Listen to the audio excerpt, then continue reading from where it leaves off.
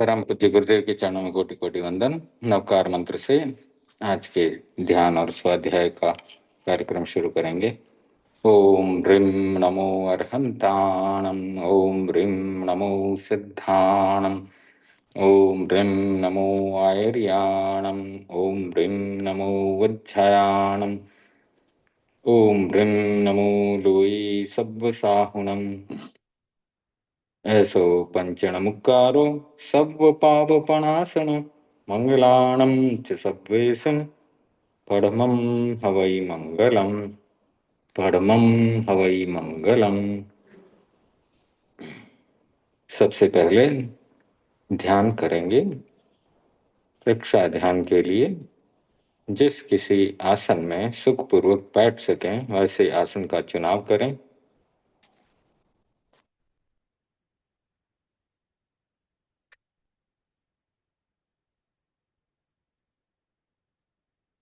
सुखासन, पद्मासन, अर्ध पद्मासन, वज्रासन या कुर्सी पर बैठकर यह ध्यान किया जा सकता है। आंखें कोमलता से बंद, रीढ़ की हड्डी और गर्दन सीधी रहे। शरीर की पकड़ को ढीला छोड़ें।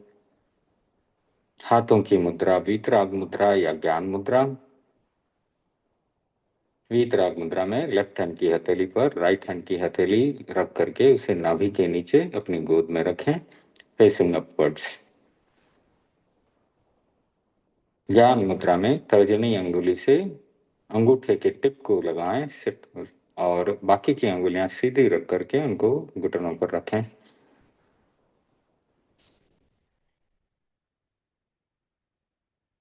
एक एक अंग पर अपना ध्यान लगाएंगे और उसे शिथिल होने का सुझाव देंगे।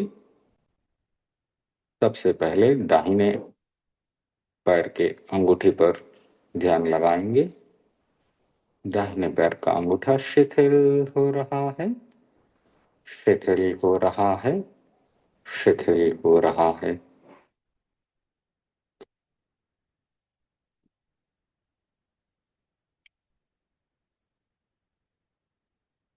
दाहिने पैर की अंगुलियां, पंजा, एड़ी, तलवा सब शिथिल हो रहे हैं, शिथिल हो रहे हैं, शिथिल हो गए हैं।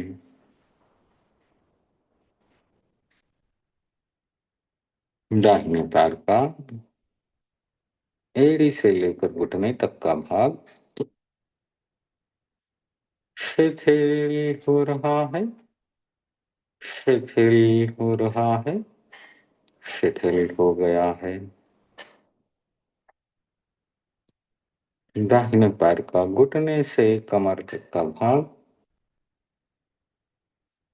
शिथिल हो रहा है, शिथिल हो रहा है, शिथिल हो गया है। बाएं पैर का अंगूठा शिथिल हो रहा है, शिथिल हो रहा है, शिथिल हो गया है।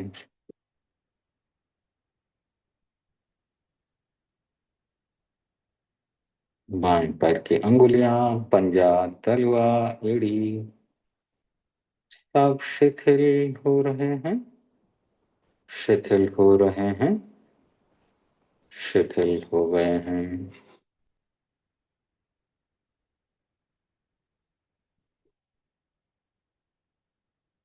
बाएं पैर का एड़ी से लेकर के घुटने तक का भाग शिथिल हो रहा है, शिथिल हो रहा है, शिथिल हो गया है।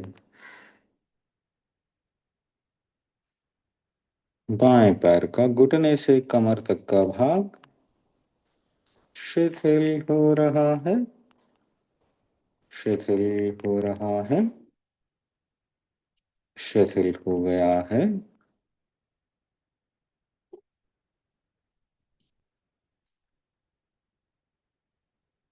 अब अपना ध्यान कमर से ऊपर के भाग पर लगाएंगे। कमर से ऊपर नाभि तक का भाग स्वास्थ्य केंद्र है। स्वास्थ्य केंद्र के अंदर छोटी आंत, बड़ी आंत, यकृत, प्लीहा, एड्रिनलिन ग्लैंड्स, गोनाड्स सब शिथिल हो रहे हैं, शिथिल हो रहे हैं, शिथिल हो गए हैं।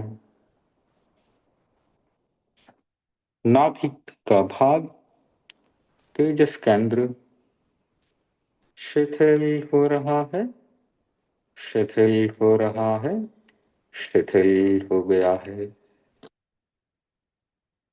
नाभि के ऊपर पसलियां, दोनों फेफड़े, फेफड़े के छोटे छोटे अंग एल्वियोली तक, हृदय का भाग, आनंद केंद्र,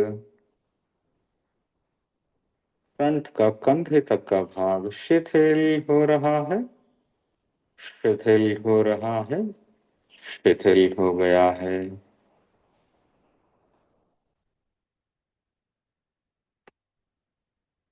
अब अपना ध्यान पीठ के भाग पर लगाएंगे। रीढ़ की हड्डी का अंतिम भाग, शक्ति केंद्र, शक्ति केंद्र शिथिल हो रहा है, शिथिल हो रहा है, शिथिल हो गया है। पूरी रीढ़ की हड्डी, सुषुम्ना नाड़ी, ईड़ा और पिंगला नाड़ियां, रीढ़ की हड्डी से जुड़ा हुआ पूरा स्नायु संस्थान, पूरा पीठ का भाग कंधों तक शिथिल हो रहा है, शिथिल हो रहा है, शिथिल हो गया है। दाहिने हाथ का अंगूठा, अंगुलियां, पंजा, हथेली, कलाई सब शिथिल हो रहे हैं, शिथिल हो रहे हैं, शिथिल हो गए हैं। दाहिने हाथ का कलाई से कोहनी तक का भाग शिथिल हो रहा है, शिथिल हो रहा है, शिथिल हो गया है। दाहिने हाथ का कोहनी से कंधे तक का भाग शिथिल हो रहा है, शिथिल हो रहा है, शिथिल हो गया है। बाएं हाथ का अंगूठा, अंगुलियां, पंजा, कलाई, हथेली सब शिथिल हो रहे हैं, शिथिल हो रहे हैं, शिथिल हो गए हैं। बाएं हाथ का कलाई से कोहनी तक का भाग शिथिल हो रहा है, शिथिल हो रहा है, शिथिल हो गया है। बाएं हाथ का कोहनी से कंधे तक का भाग शिथिल हो रहा है, शिथिल हो रहा है, शिथिल हो गया है। दोनों कंधे शिथिल हो रहे हैं, शिथिल हो रहे हैं, शिथिल हो गए हैं। गर्दन का भाग, गर्दन के बीचों बीच विशुद्धि केंद्र है, विशुद्धि केंद्र, स्वर यंत्र, भोजन नली, श्वास नली, थायराइड ग्लैंड्स, पैराथायराइड ग्लैंड्स सब शिथिल हो रहे हैं, शिथिल हो रहे हैं, शिथिल हो गए हैं। गर्दन के ऊपर ठुड्डी का भाग, दोनों होठ, दंत पंक्तियां, जिह्वा, तालू, जिह्वा के टिप पर ब्रह्म केंद्र, दोनों गाल सब शिथिल हो रहे हैं, शिथिल हो रहे हैं, शिथिल हो गए हैं। नाक का भाग, दोनों नथुने, प्राण केंद्र, दोनों कान, अप्रमाद केंद्र, दोनों आंखें, चक्षुष केंद्र सब शिथिल हो रहे हैं, शिथिल हो रहे हैं, शिथिल हो गए हैं।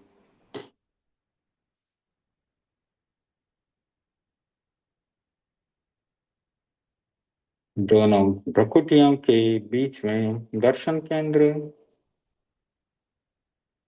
उसके ऊपर ललाट के बीचों बीच ज्योति केंद्र, ज्योति केंद्र के ऊपर शांति केंद्र, left brain, right brain, hypothalamus, चोटी का भाग, ज्ञान केंद्र, सब शिथिल हो रहे हैं, शिथिल हो रहे हैं, शिथिल हो गए हैं।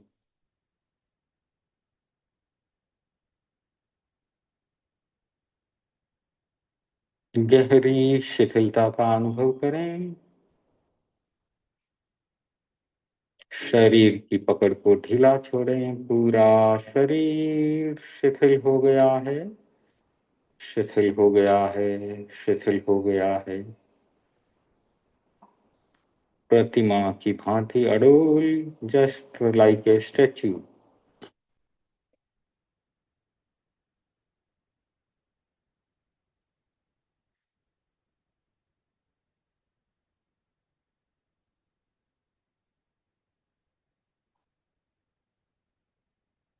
काया की पकड़ को ढीला छोड़ना यानी कायोत्सर्ग। शरीर के प्रति अपने ममत्व को छोड़ना, कायोत्सर्ग। शरीर भिन्न है, आत्मा भिन्न है।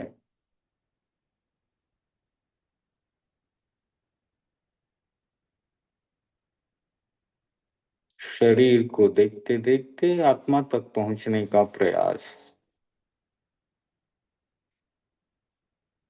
क्योंकि आत्मा पूरे शरीर में व्याप्त है।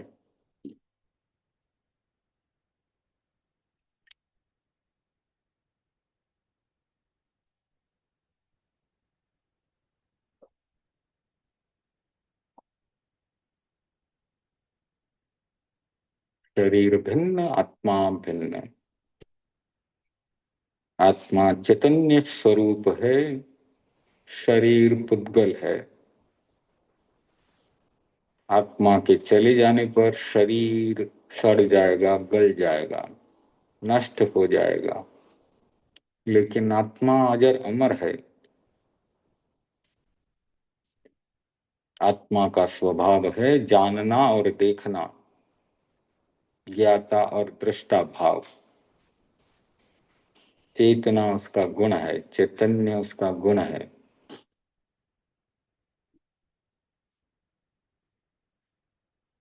काय उत्सर्ग में आत्मा की भिन्नता और शरीर की भिन्नता का अनुभव करें, क्योंकि आत्मा भिन्न, शरीर भिन्न है, तुमने मंत्र पढ़ाया।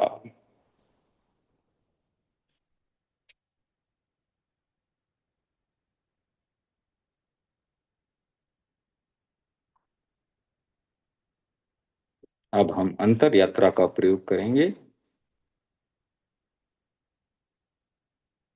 अंतर यात्रा में अपने ज्ञान केंद्र से चोटी के भाग से श्वास भरते हुए खाली बाल्टी को रीढ़ की हड्डी में से होते हुए नीचे उतारना है और रीढ़ की हड्डी के अंतिम भाग पर शक्ति केंद्र से शक्तियों को खाली बाल्टी में भर करके श्वास छोड़ते हुए बाल्टी को ऊपर उठाना है रीढ़ की हड्डी में से होते हुए और ज्ञान केंद्र पर ले जाकर के इसको खाली कर देना है।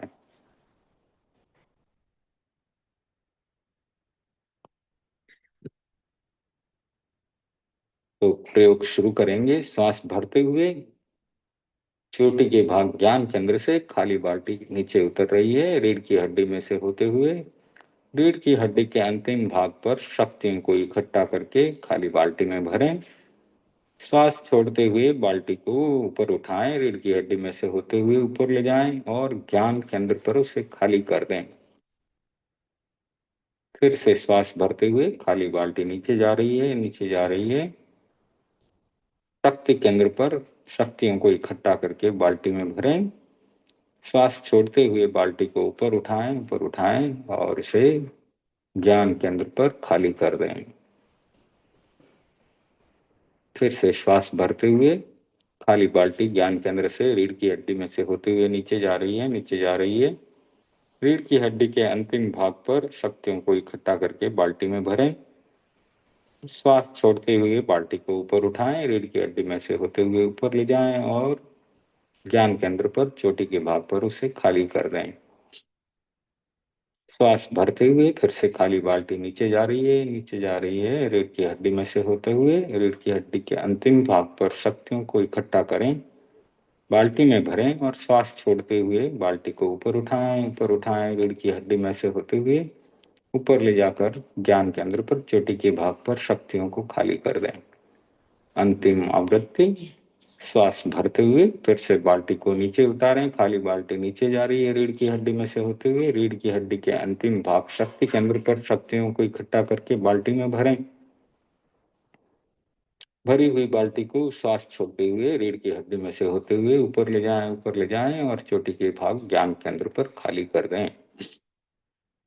शक्तियों का ऊर्ध्वारोहण।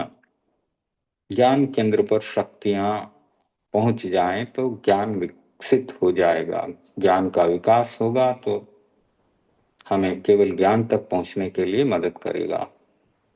रीढ़ की हड्डी के अंतिम भाग शक्ति केंद्र पर पड़ी हुई शक्तियां कामनाओं का, वासनाओं का आकर्षण पैदा करती है और जब उनका ऊर्ध्वारोहण होता है, शक्ति केंद्र से ज्ञान केंद्र पर ले जाते हैं तो हमें ज्ञान प्राप्ति में मदद मिलती है। अब हम श्वास परीक्षा करेंगे, दीर्घ श्वास परीक्षा। अपना ध्यान नाक के अग्रभाग पर लगाएं, नासाग्र पर, और आते जाते श्वास को देखें। जिस प्रकार से एक चौकीदार बैंक के बाहर कुर्सी लगाकर बैठता है, उसी प्रकार अपने ध्यान को नासाग्र पर स्थित करें। चौकीदार आते जाते ग्राहक को देखता है, हमें आते जाते श्वास को देखना है। श्वास आ रहा है, श्वास जा रहा है।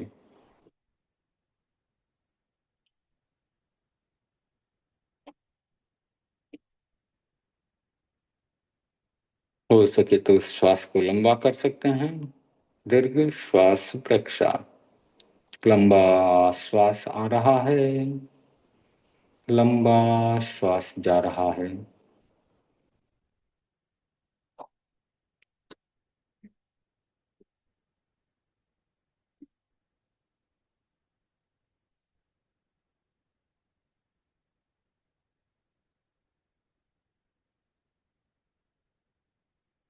लंबा श्वास आ रहा है, लंबा श्वास जा रहा है। पूरा ध्यान श्वास पर रहे, क्योंकि जब जब श्वास पर ध्यान लगाते हैं हमारे आवेग शांत होते हैं। क्रोध, मान, माया, लोभ सब शांत हो जाते हैं। हास्य, भय, शोक, जुगुप्सा, रति, अरति, स्त्री वेद, पुरुष वेद, नपुंसक वेद, सारे आवेगों को शांति मिल जाती है, विराम मिल जाता है। इसलिए पूरा ध्यान श्वास पर रखें। कोई विचार आता है तो आने दें, वह भी आकर चला जाएगा।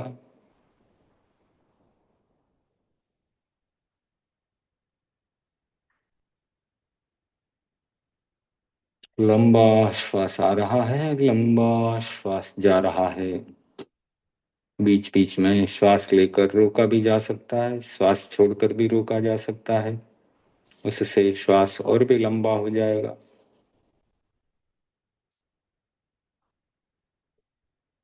दीर्घ श्वास प्रक्षा। लंबा श्वास आ रहा है, लंबा श्वास जा रहा है।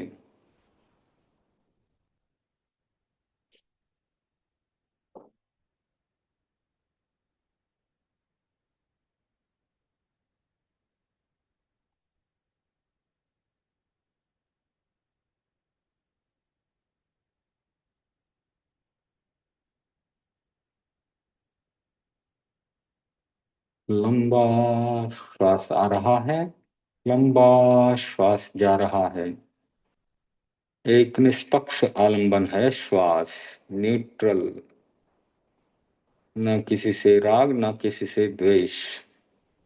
जब जब श्वास पर ध्यान लगाया जाता है वह समय हमारा राग द्वेष से मुक्त समय है। और जब भी राग और द्वेष नहीं रहता तो कर्मों का बंधन भी रुक जाता है।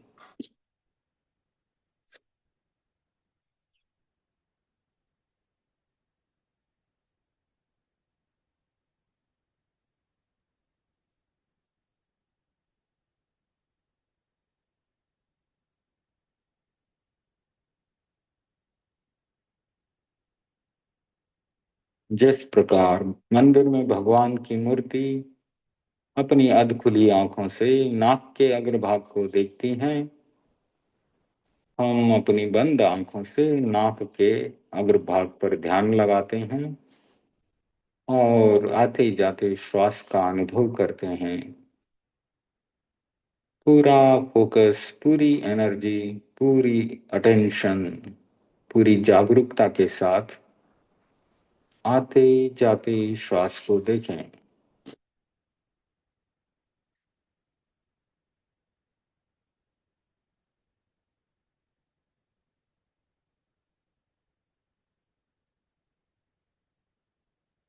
अब अपना ध्यान ललाट के बीचों बीच जहां तिलक लगाते हैं या बिंदिया करते हैं वहां लगाएं। वहां पर शरद पूर्णिमा के पूर्ण चांद की श्वेत चमकीली किरणों का अनुभव करें। अभी शुक्ल पक्ष चल रहा है, रात में आज 14, कल पूर्णिमा हो सकती है, तो पूरा चांद अपने को दिखाई देगा। उस चांद की श्वेत चमकीली शीतल किरणें पूरे ललाट पर फैल रही हैं, भीतर तक जा रही हैं। हमारे भीतर सद्गुणों का विकास कर रही है, शांति का विकास कर रही हैं, सहनशीलता, सहिष्णुता का विकास कर रही हैं।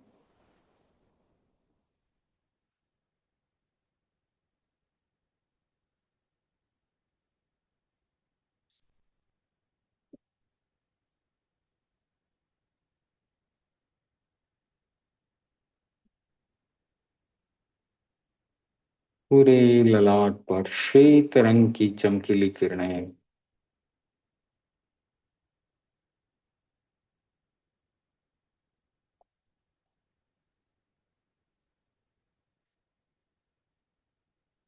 अद्भुत शांति का विकास हमारे जीवन में हो रहा है।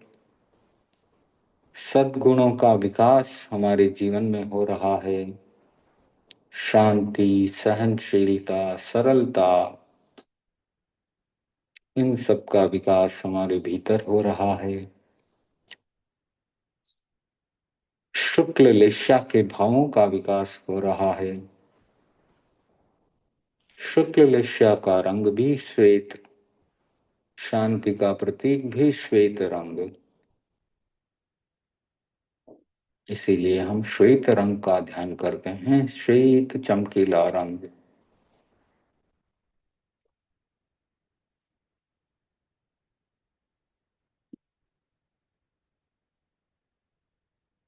संपिक्खई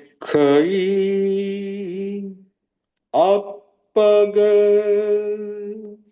मप्पयेणम।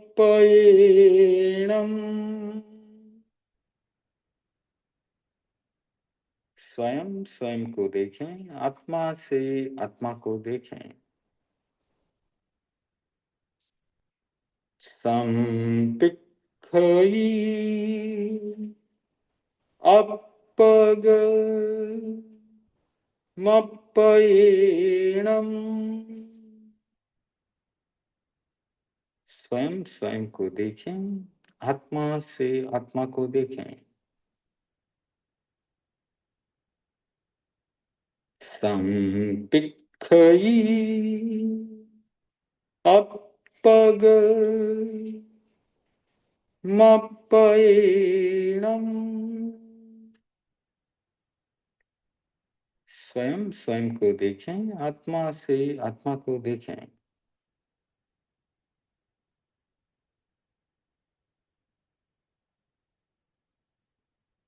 आहम सुविद्या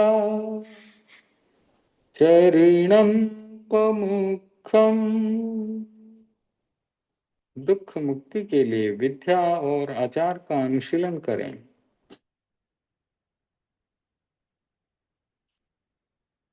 आहम सुविद्या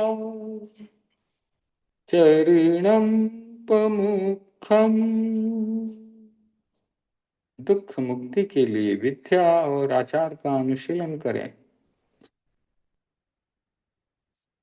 आहम सुविद्या चरणं पमुखम। दुख मुक्ति के लिए विद्या और आचार का अनुशीलन करें। अपना सच में से जा मृत्युंबुएषु कप्पये। स्वयं सत्य को खोजें और सबके साथ मैत्री करें।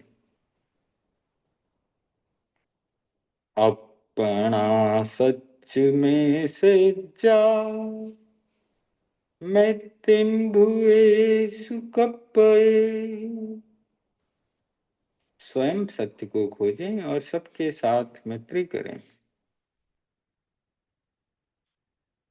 अपना सच में से जा मृत्युंबुएषु कप्पये। स्वयं सत्य को खोजें और सबके साथ मैत्री करें। एगो में सासु अप्पा नानदन सण संजुआ। शेषा में बाहिरा भावा सब्बे संयोग लक्षणा। एक आत्मा शाश्वत है जो ज्ञान और दर्शन लक्षणों से युक्त है। बाकी सभी बाहरी भाव संयोग और वियोग लक्षणों वाले हैं।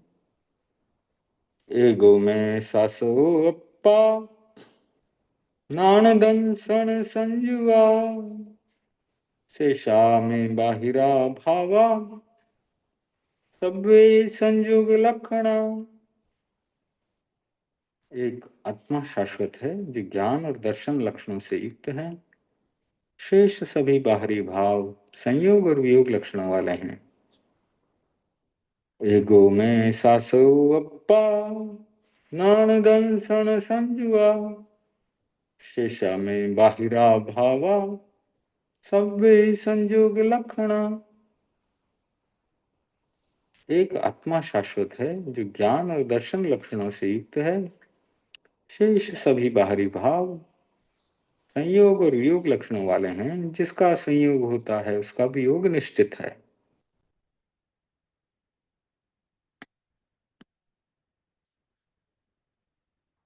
अब 2-3 लंबे श्वास लेते हुए अपने ध्यान को संपन्न कर सकते हैं। धीमे धीमे अपनी आंखों को खोल सकते हैं। अब हम स्वाध्याय का क्रम शुरू करेंगे। जीव अजीब का हमारा स्वाध्याय संपन्न हो चुका है। 25 बोल पूरे हो चुके हैं।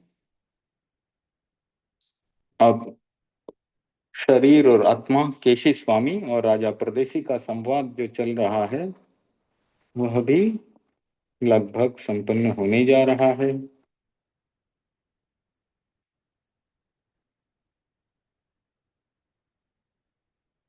उसी का क्रम चल रहा है, थोड़ा सा बाकी है।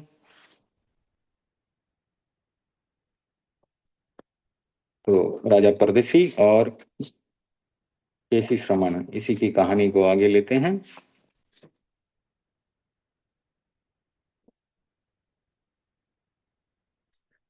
तो पिछली बार हमने पढ़ा था कि प्रजा परदेसी में आए हुए परिवर्तन से प्रसन्न थी किंतु कुछ अंतरंग व्यक्तियों को राजा परदेशी का यह बदला हुआ चरित्र जो है अच्छा नहीं लग रहा था। उनका मन विषण्ण हो गया, दुखी हो गया, प्रतिक्रिया से भर उठा। क्या यह विषाद और प्रतिक्रिया किसी अनर्थ को जन्म देगी? यह हम पढ़ रहे थे। तो आगे पढ़ते हैं। हमारी दुनिया में सब एक रूप नहीं है, नानात्व है, भिन्नता है। सभी की प्रकृति एक जैसी नहीं हो सकती, क्योंकि सभी के कर्मों का बंधन अलग तरीके से हुआ है। तो जो 8 कर्म हैं उसमें से जो नाम कर्म है वह भी सबका अलग है, गोत्र कर्म भी अलग है, आयुष्य कर्म भी अलग है। कौन कितना आयुष्य लेकर के आया है, कैसा नाम कर्म है, उसके अनुसार हमारा शरीर मिला है। गोत्र कर्म के अनुसार ऊंचा या नीचा कुल मिलता है। तो इन सब कर्मों के आधार पर हमारी दैनिक क्रियाएं भी चल रही है, क्योंकि कर्म का उदय जब होता है तब कर्मोदय से भी व्यक्ति कुछ काम करता है। जैसे भीतर कसाय का उदय चल रहा है तो आदमी क्रोध कर सकता है, तो उदय भाव अलग चलता है। और उस उदय भाव में अगर व्यक्ति अपने आप को संतुलित रख सकता है तो आगे और कर्मों का बंधन नहीं करता है। लेकिन उदय भाव में असंतुलित हो जाता है, क्रोध का उदय हुआ, असंतुलित हो गया, कुछ भी उल्टा सीधा बोलने लग गया, हाथापाई करने लग गया, तो और कर्मों का बंधन हो गया। तो वो आगे जाकर के और भी व्यक्ति के लिए मुश्किलें खड़ी कर सकता है। तो हमने देखा कि हर व्यक्ति की प्रकृति अलग है, स्वभाव अलग है, शरीर अलग है, मन में चिंतन अलग अलग तरह का चलता है, विचार भिन्न हैं, प्रकार भिन्न हैं। एकता को खोजना बहुत ही मुश्किल है। इंद्रियों के विषय भी एक समान नहीं मिले हैं, क्योंकि अंतराय कर्म भी अलग अलग है। किसी के अंतराय कर्म का क्षोभम अच्छा है तो भोग उपभोग आदि की सामग्री बहुत मिली है, प्रचुर मात्रा में मिली है। किसी के अंतराय कर्म का बंधन ज्यादा है तो उसको वो सब चीजें कम मिली हैं। तो विषयों का भोग भी अंतराय कर्म से संबंधित है, तो वे भी सबको समान नहीं मिले हैं। किसी को मीठा स्वाद अच्छा लगता है तो किसी को नमकीन स्वाद अच्छा लगता है। और यह प्रकृति भी जीवन में कई बार बदल सकती है। कभी मीठा अच्छा लग रहा है और कभी मीठा की जगह पे नमकीन अच्छा लगने लग जाता है। तो कई बार कसेला भी खाना पड़ जाता है, कई बार नीम के पत्ते भी चबाना पड़ सकता है, करेला भी खाना पड़ सकता है। तो इस प्रकार से संसार में बहुत बहुत ही ज्यादा भिन्नता है। हम दो शब्दों की मीमांसा करें, प्रिय और अप्रिय। जो प्रिय लगता है क्या वही अच्छा है? क्या उसी का उपयोग करना चाहिए? कहा गया नहीं, अप्रिय का भी उपयोग करना चाहिए। अप्रियस्यापि पथ्यस्य परिणामः सुखावहः। तो अप्रिय वस्तु का भी पथ्य के रूप में, दवा के रूप में उपयोग किया गया तो उसका परिणाम भी सुखप्रद हो सकता है। कुनैन की दवा बुखार में अगर ली गई तो बुखार उतर जाएगा। दवाई कड़वी है लेकिन पथ्य है, हितकर है, लाभकारी है, तो अप्रिय का भी प्रयोग करना चाहिए।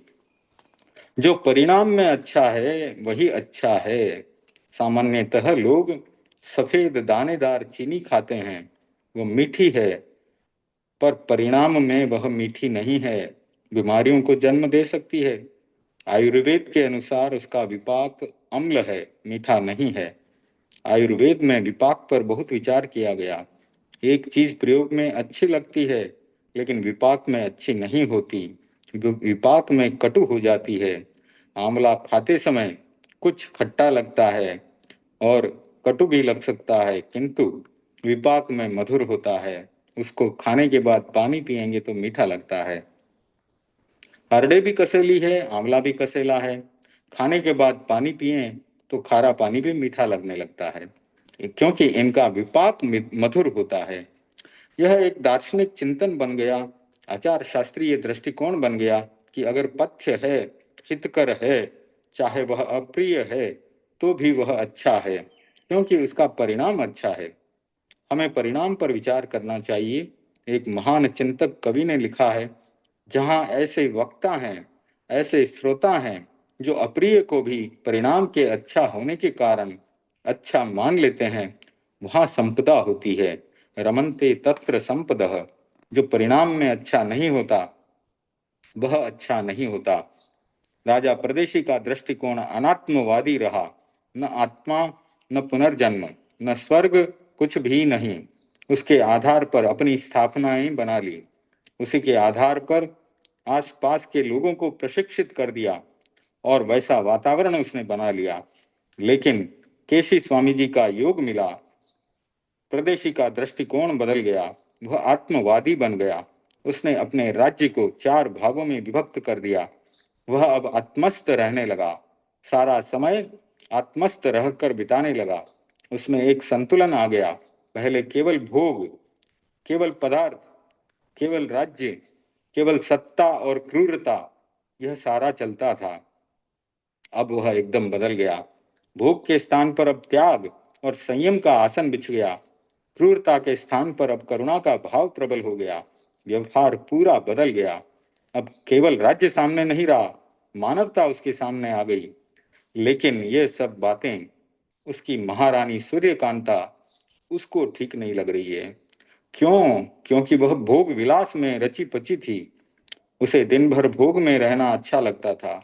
उसे राजा प्रदेशी का बदला हुआ जीवन खटकने लगा। उसने अपने पुत्र सूर्यकांत को बुलाया। महारानी सूर्यकांता और पुत्र सूर्यकांत दोनों एकांत में मिले, बातचीत शुरू की। महारानी सूर्यकांता ने कहा, देखो, एक दिन राजा प्रदेशी हमारा कितना ध्यान रखता था। महल में नृत्य होता था, पदार्थों का भोग करता था। आज तो सब कुछ छोड़ दिया है, बदल गया है, बिल्कुल ध्यान ही नहीं देता है। ऐसा लगता है जैसे साधु सन्यासी बन गया है। हमें क्या करना चाहिए?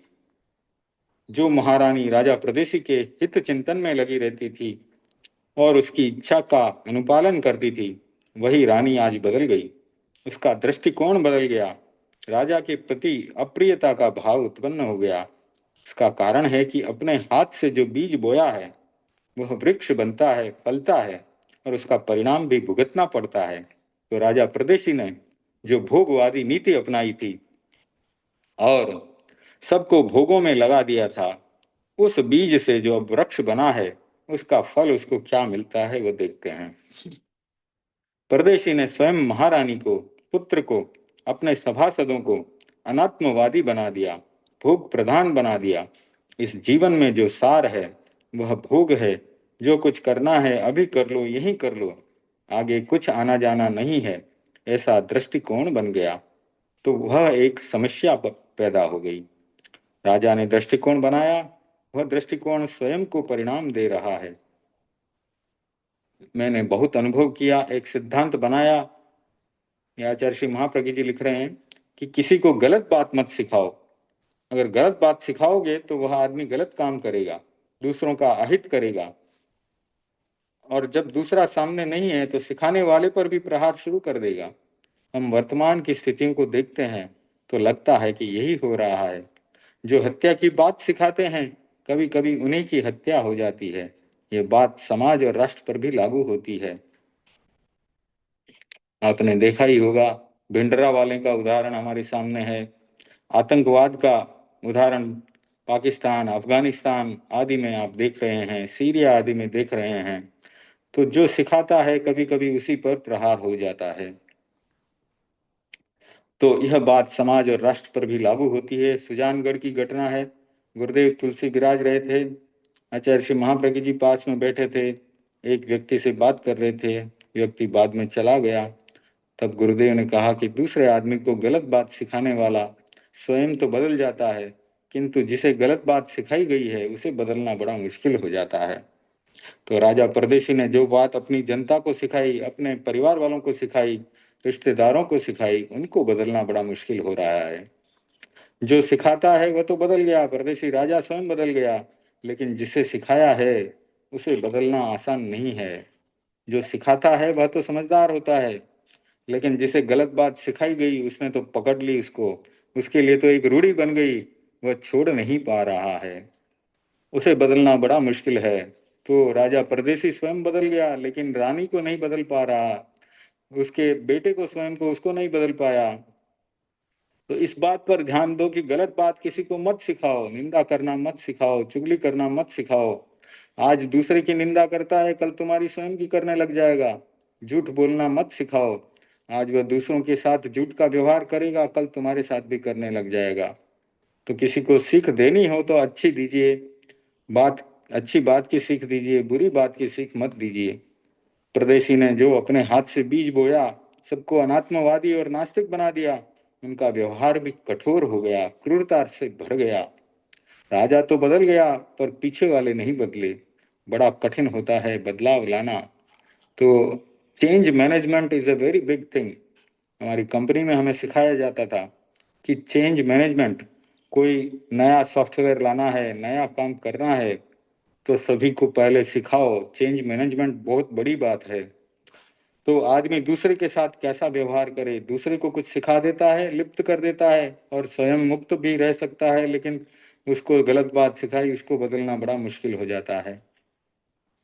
एक उदाहरण के माध्यम से आचार्य श्री समझा रहे हैं कि गोष्ठी में अनेक व्यक्ति बैठे थे पास पास। एक व्यक्ति के मन में कुछ आया और वो अपने पैर पर चिकुटी काटने लगा। 4-5 मिनट ऐसा करता रहा, फिर एकदम घबराए स्वर में बोला, लगता है आज मेरा पैर सुन्न हो गया है, समस्या हो गई है। तो दूसरे ने पूछा, क्या हुआ, क्या समस्या हो गई? वो बोला, इतने देर से पैर पर चिकुटी काट रहा हूँ, लेकिन मुझे अनुभव नहीं हो रहा है, मुझे पता ही नहीं चल रहा है। तत्काल सामने वाला व्यक्ति बोला, महाशय आप क्षमा करें, आप अपने पैर में नहीं मेरे पैर में चिकुटी काट रहे थे, तो आपको अनुभव कहाँ से होगा, मेरे को हो रहा है। इस प्रकार से लोग क्या कर लेते हैं, खुद समझ नहीं पाते। तो आदमी दूसरे को बदल देता है, दूसरे के पैर पर चिकुटी काटने लग जाता है, अपने आप को बचा लेता है। तो जहाँ दूसरे का प्रश्न है वहां बहुत सावधानी की जरूरत होती है। मैं चिकुटी काट रहा हूँ, वो मेरा ही पैर है या दूसरे का पैर है? मैं जो कर रहा हूँ कहीं ऐसा ना हो कि दूसरा उससे प्रभावित हो जाए।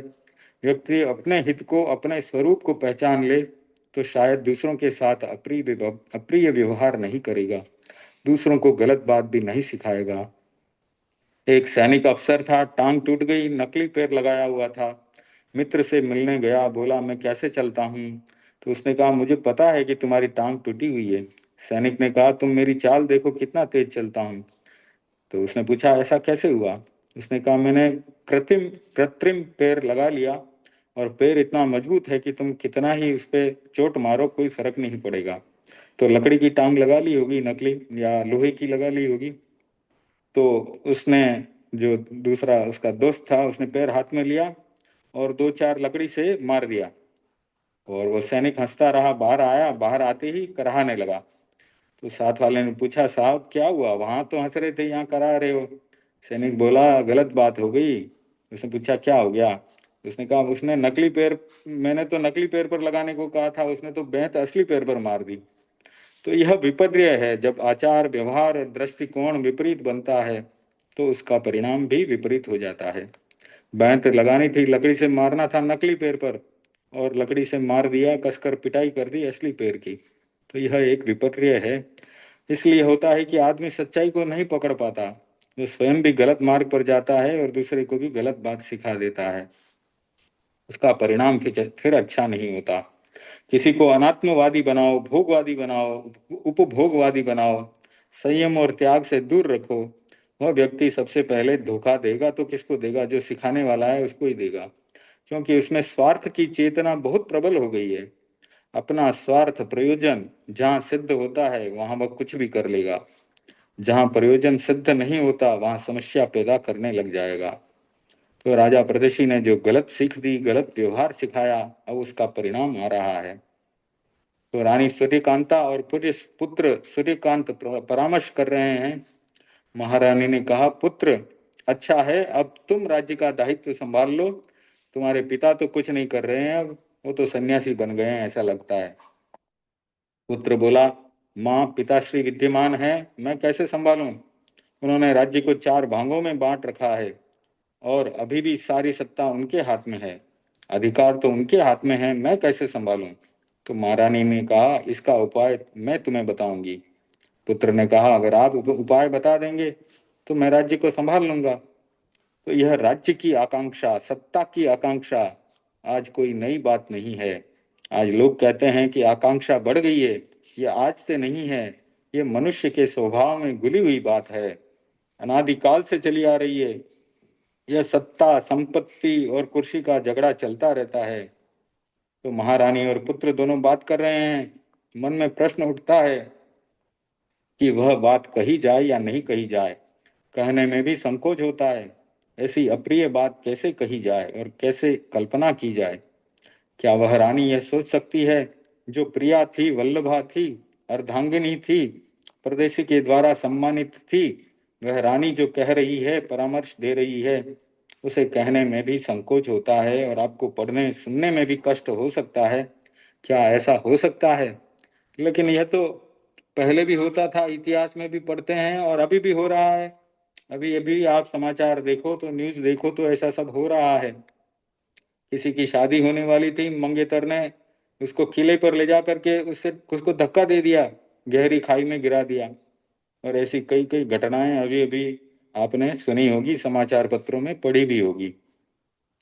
तो महारानी के दिमाग में सारी योजना घूम रही है। पुत्र ने पूछा, माँ आप उपाय बताएं जिसके द्वारा सत्ता पर बैठ सकूं, राज्य का संचालन सूत्र हाथ में लेकर उसे अच्छा बना सकूं, जैसा पहले था वैसा बना सकूं। तो महारानी ने कहा, तुम राजा परदेशी की हत्या कर दो। तो पुत्र ने कहा, माँ तुम यह क्या कह रही हो? तो माँ कहती है, पुत्र इसके सिवाय कोई उपाय नहीं है। अगर तुम नहीं करोगे मैं हत्या कर दूंगी, तुम राज्य को संभालो। ये सुनने वालों को भी कष्ट और विस्मय होता है। ये प्रश्न भी उठता है कि क्या ऐसा हो सकता है? मैं मानता हूं यह कोई आश्चर्य नहीं है। जहां स्वार्थ की दुनिया है वहां सब कुछ होता है, वहां यह न हो तो आश्चर्य है। बहुत बार लोग कहते हैं कि उसने भ्रष्टाचार किया है, उसने यह किया है, उसने वह किया है। तो आचार्य श्री महाप्रज्ञ जी कहते हैं कि मैं एक ही उत्तर देता हूं कि इतना अनियंत्रित, इतना उच्छृंखल अधिकार किसी व्यक्ति को मिल जाए, इतनी अथॉरिटी अगर किसी को मिल जाए और वह न करे तो आश्चर्य मानूं, करे तो आश्चर्य की क्या बात है। क्योंकि संयम नहीं है, कंट्रोलिंग पावर किसी के पास नहीं है, नियामक शक्ति नहीं है, मन पर नियंत्रण नहीं है, इंद्रियों पर विजय नहीं है, वो कोई सन्यासी थोड़ी ही है। इस स्थिति में कोई भी आदमी कुछ भी कर सकता है। तो हमें कोई आश्चर्य नहीं होना चाहिए। जिस व्यक्ति का मन पर नियंत्रण होता है वह कभी गलत काम नहीं करता। लोग बातें करते हैं कि आज ट्रंप ने ऐसा कर दिया, ट्रंप ने वैसा कर दिया। उसके पास कितना पावर है, कोई कंट्रोलिंग पावर उसके ऊपर नहीं है, कोई उसको कंट्रोल करने वाला नहीं है। तो वह न करे उसमें आश्चर्य है, वह करता है उसमें कोई आश्चर्य नहीं है। वह अपनी शक्ति लोगों को दिखा रहा है, मेरे पास ये पावर है, मैं कनाडा को ले लूंगा, मैं ग्रीनलैंड को ले लूंगा, मैं उसको ले लूंगा, वेनेजुएला को तो ले ही लिया। तो यह सब अनलिमिटेड पावर का जो है फल है, अनलिमिटेड अनकंट्रोल्ड पावर। मैं केवल अतीत की बात ही न करूं, वर्तमान की भी करूं। भारत की स्वतंत्रता के पश्चात कुछ ऐसे राजनेता हुए हैं, राजेंद्र बाबू, पंडित नेहरू, लाल बहादुर शास्त्री आदि आदि अनेक नाम हैं। और लाल बहादुर शास्त्री की ईमानदारी तो प्रसिद्ध है। जब वे प्रधानमंत्री थे, अपनी पत्नी को लेकर बाजार में गए, साड़ियों की दुकान आ गई। साड़ियों के प्रति महिला का अनुराग ज्यादा रहता है। पत्नी को साड़ियां पसंद आ गई, उसने साड़ी खरीदने के लिए संकेत किया। तो शास्त्री जी ने दुकानदार से कहा, यह लो पैसा और साड़ियां दे दो। एक दुकानदार भारत के प्रधानमंत्री से साड़ी के लिए पैसा ले संकोच होता है। वह बोला, साहब साड़ी ले लीजिए, मैं पैसा नहीं लूंगा। शास्त्री जी बोले, पैसा तो लेना होगा। दुकानदार ने कहा, मैं पैसा नहीं लूंगा। तब शास्त्री जी ने कहा, आज मैं प्रधानमंत्री हूं, मेरी पत्नी साड़ियां ले रही है, तुम पैसा नहीं ले रहे हो। कल जब मैं प्रधानमंत्री नहीं रहूंगा, मैं तुम्हारी दुकान पर आऊंगा, और मेरी पत्नी कहेगी कि साड़ी खरीदो, तो तब तो तुम पैसा लोगे कि नहीं? दुकानदार बोला, तब तो लूंगा। अब शास्त्री जी ने कहा, तो फिर आज भी लेना है। तुम पैसे से मुक्ति व्यक्ति को नहीं दे रहे हो, तुम मेरे पद को दे रहे हो। तो ऐसे व्यक्ति भी होते हैं जो त्याग करना जानते हैं, जिनका संस्कार अच्छा है, संयम अच्छा है, वे ही ये सब कर सकते हैं। अगर संस्कार अच्छा नहीं है, गलत संस्कार बनाया हुआ है, तो उसका परिणाम भी अच्छा नहीं आता। तो एक बोध पाठ हमें लेना है कि किसी व्यक्ति के प्रति अन्याय मत करो, किसी का अनिष्ट मत सोचो, दूसरे को भी गलत बात मत सिखाओ। एक दिन वह तुम्हारे लिए भी समस्या बन सकता है, अन्याय का कारण बन सकता है। आज वही हो रहा है राजा परदेशी के साथ। महारानी ने योजना बता दी कि तुम राज्य संभालो, मैं अपने पति राजा परदेशी को मार दूंगी। एक बार पुत्र सूर्यकांत भी चमक गया, आश्चर्यचकित हो गया। उसके मन में भी आंदोलन शुरू हो गया। इस योजना और मानसिक आंदोलन का परिणाम क्या होगा? तो महारानी की क्रूरता और राजा की पवित्रता, ये दोनों का परिणाम क्या होता है वह देखते हैं। स्वार्थ और परमार्थ, ये दो शब्द हैं। स्वार्थ है अपने लिए और परमार्थ अपने व्यक्तिगत प्रयोजन की सिद्धि के लिए नहीं है, किंतु अपनी उदात्त चेतना की सिद्धि या उत्कर्ष के लिए है। तो चेतना के ऊर्ध्वारोहण के लिए परमार्थ की बात सोची जाती है। तो वह परमार्थ परम प्रयोजन है, जहाँ प्रयोजन छोटा नहीं है, स्वार्थ को भी छोड़ा नहीं जा सकता। कोई भी आदमी स्वार्थ से सर्वथा मुक्त नहीं हो सकता। स्वार्थ एक बड़ी प्रेरणा है, बड़ी शक्ति है। वह न हो तो कुछ काम कर नहीं सकता, किंतु सिर्फ स्वार्थ ही रहे, परमार्थ की चेतना जागृत न हो, तो स्वार्थ में विकार आने की संभावनाएं बढ़ जाती है। स्वार्थ फिर विशुद्ध नहीं रहता, निर्मल नहीं रहता, उसमें अशुद्धियां और मलिनताएं समाविष्ट हो जाती है। इसका एक प्रत्यक्ष उदाहरण है महारानी सूर्यकांता, जो राजा परदेशी के साथ घनिष्ठ संबंध रखती थी। अब जब स्वार्थ में कमी आई, लगा कि राजा उसकी आकांक्षाओं को पूरा नहीं कर रहा है, भोग वृत्ति को समर्थन नहीं दे रहा है, तो वितृष्णा हो गई। यह वितृष्णा समस्या पैदा करती है। रानी ने पुत्र को बुलाया और पुत्र के सामने प्रस्ताव रखा, राजा परदेशी को हम समाप्त कर देंगे, तुम राजा बन जाओ। युवराज सूर्यकांत ने बात सुनी, उसको एक झटका सा लगा, उसके ऊपर एक प्रहार सा हुआ। सोच नहीं सका, ये संभावना की जा सकती है कि उस परिवार में दोनों प्रकार की विचारधारा के लोग थे। कुछ लोग आस्तिक थे तो कुछ नास्तिक थे। संभवतः सूर्यकांत का विचार आस्तिकता की तरफ था। सूर्यकांत को माँ का कथन अप्रिय सा लगा, किंतु वह प्रतिवाद नहीं कर सका, वह उठकर चला गया। महारानी सूर्यकांता के मन में एक और विकल्प उठा कि पुत्र ने मेरी बात को स्वीकार नहीं किया, मेरा साथ नहीं दिया। अगर मैंने जो कहा है वह राजा परदेशी को समाप्त कर देना है, ऐसा मैंने कहा है, उसे अगर उसने महत्व नहीं दिया, कहीं यह गुप्त बात जाकर उसने राजा परदेशी को बता दी, तो बहुत ही गड़बड़ हो जाएगा। अगर उसने यह बता दिया तो मेरे लिए संकट उत्पन्न हो जाएगा। मुझे अब क्या करना चाहिए? जहाँ व्यक्ति नकारात्मक भाव में चला जाता है, वहाँ कितनी समस्याएं पैदा होती है। कुछ भी उसके लिए। हाँ, एक मिनट।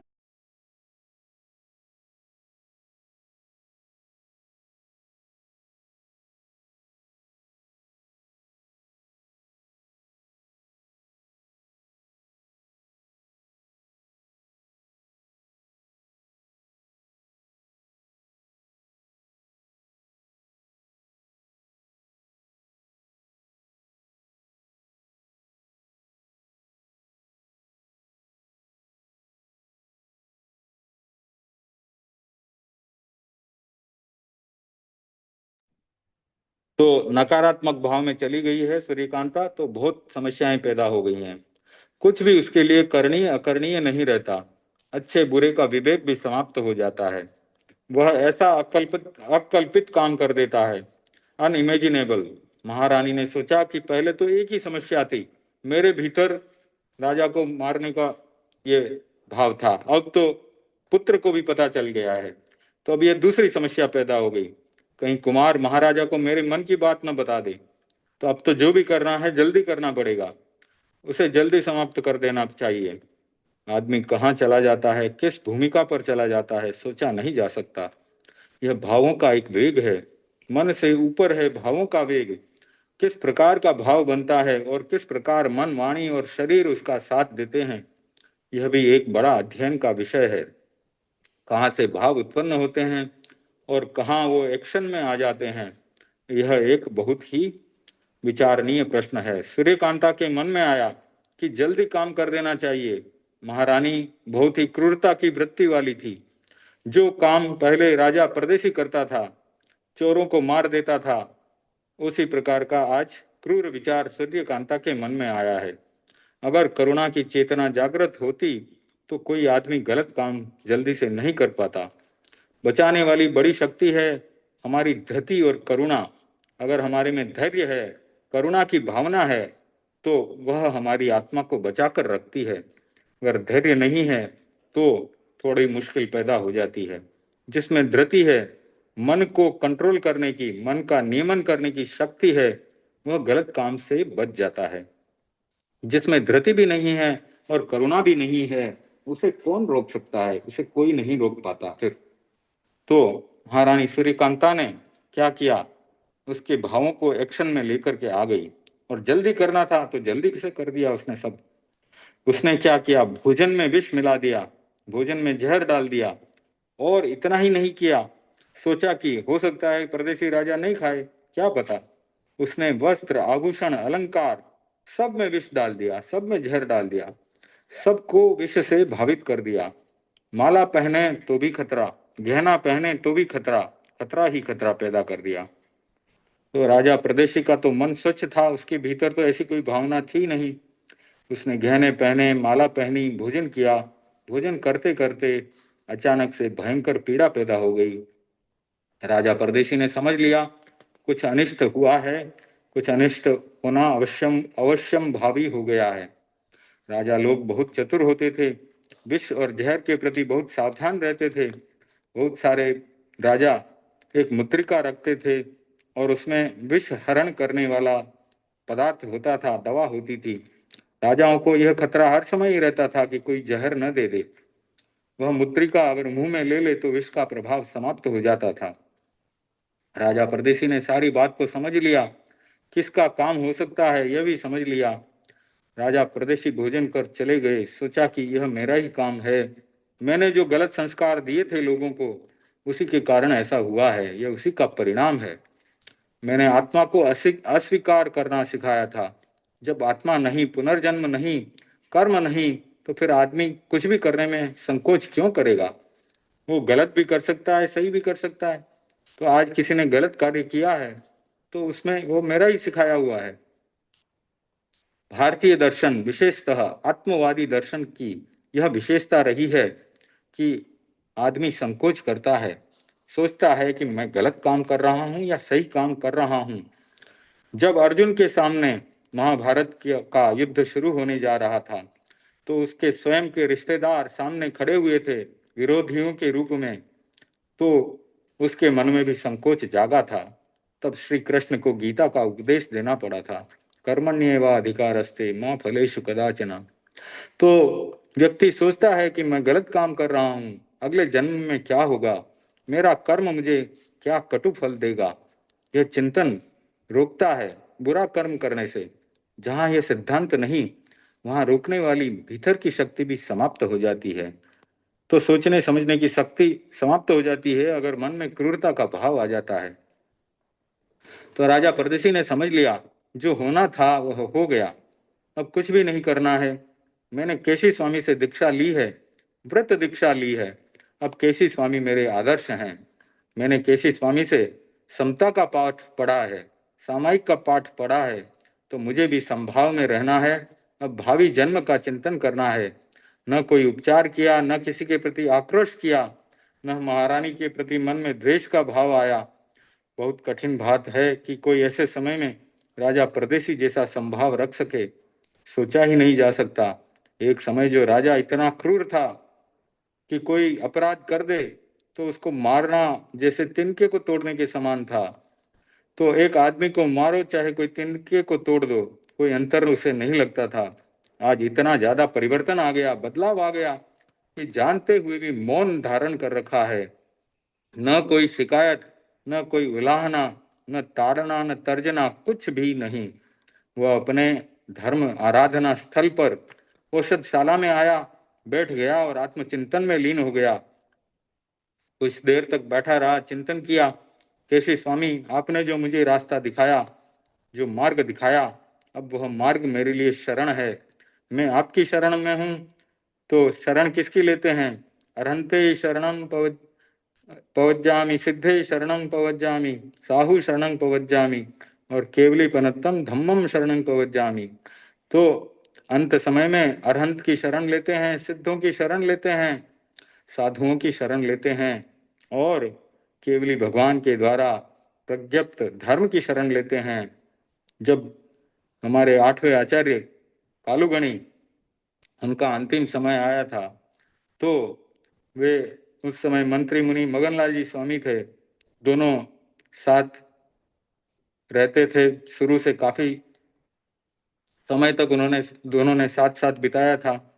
तो अंतिम समय में मगनलाल जी स्वामी को याद किया। मगनलाल जी स्वामी कहाँ हैं? तो बोले कि आ रहे हैं, पंचमी गए हुए थे, आ रहे हैं, या कोई कारणवश गए हुए थे तो आ रहे हैं। तो फिर से याद किया, थोड़ा समय और निकला, फिर से याद किया, कहाँ है, उनको जल्दी बुलाओ।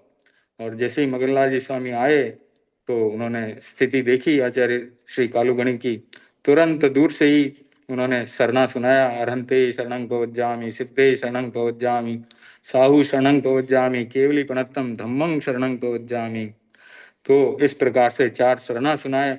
तो अंत समय में अरहंत का शरणा है, सिद्धों का शरणा है, साधुओं का शरणा है और केवली प्रज्ञप्त धर्म का शरणा है। तो इस प्रकार से उसने भी अब क्या सोच रहा है कि आपने जो मार्ग बताया धर्म का, वही मेरे लिए शरण है। मैं आपकी शरण में हूँ, क्योंकि आप साधु हैं, मैं आपकी शरण में हूँ। तो मुझे कोई चिंता नहीं है। मैंने समझ लिया है कि दुनिया का स्वभाव कैसा है। मैंने समझ लिया है कि स्वार्थ की चरम सीमा पर पहुंचकर मनुष्य क्या क्या कर सकता है और क्या क्या नहीं कर सकता। मैंने सच्चाई को समझ लिया, मैंने संसार के स्वरूप को समझ लिया।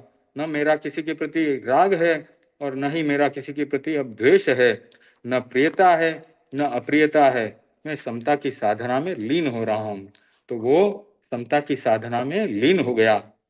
राजा परदेसी एकदम समभाव सामायिक साधना में तन्मय हो गया। समता समता, चारों ओर समता।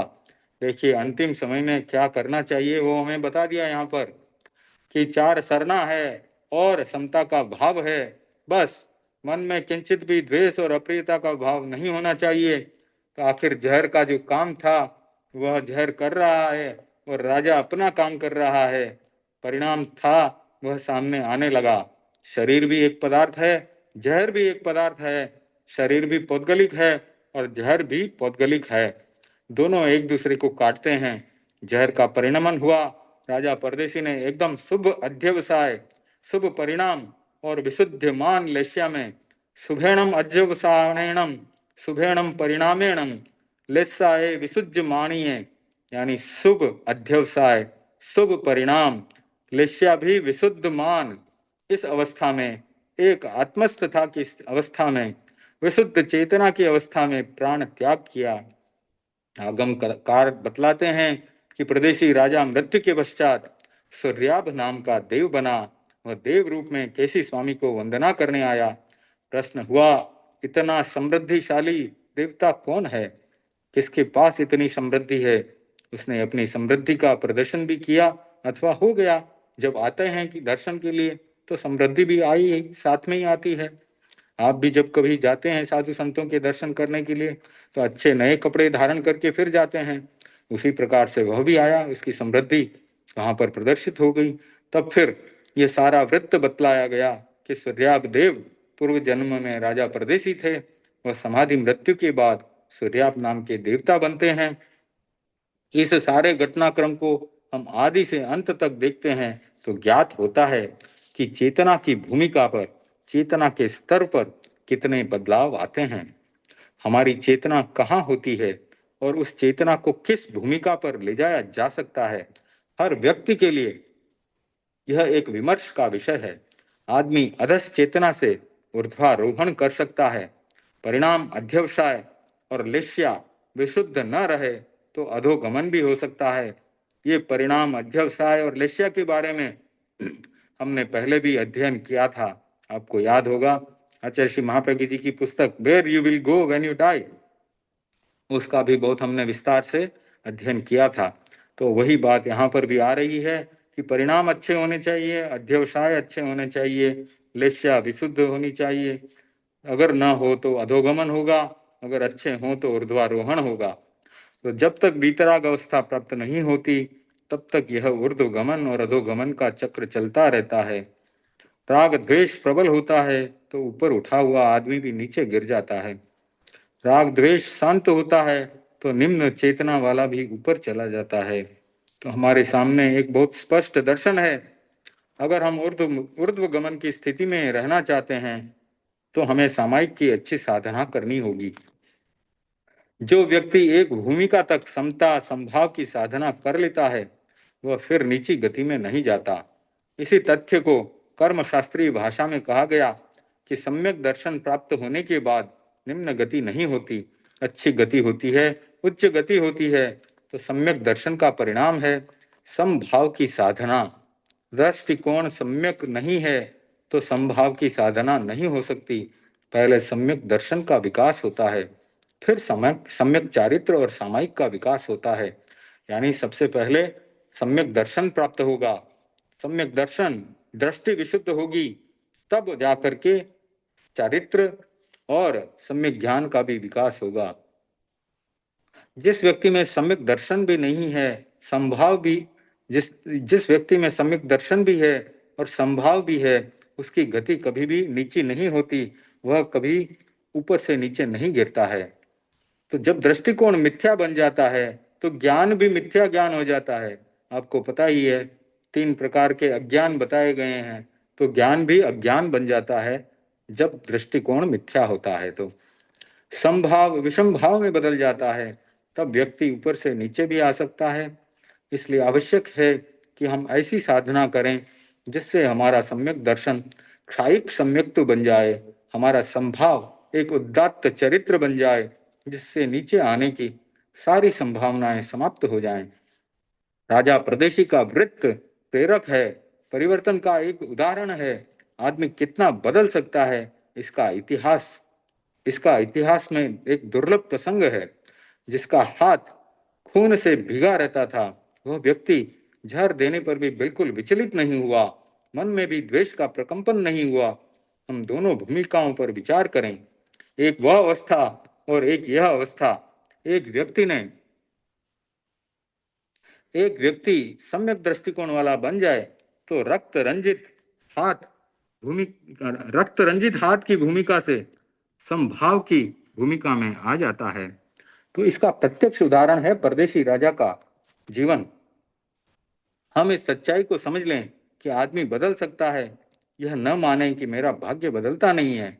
भाग्य को हम बदल सकते हैं, कर्म को हम बदल सकते हैं। भगवान महावीर ने जो कर्मवाद का सिद्धांत दिया है वह परिवर्तन का सिद्धांत है। परिवर्तन किया जा सकता है, जो कर्म किया वैसा ही भुगतना पड़ेगा। यह कदाचित कोई नियम हो सकता है किंतु सर्वत्र लागू नहीं होता।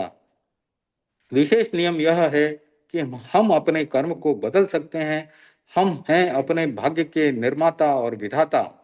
यह बात समझ में आ जाए तो आदमी भाग्योदय के लिए, अपने कर्मों को बदलने के लिए अच्छे पुरुषार्थ में लगकर ऐसी भूमिका का निर्माण कर सकता है जिस भूमिका पर पहुंचने की सबके मन में एक आकांक्षा बनी रहती है।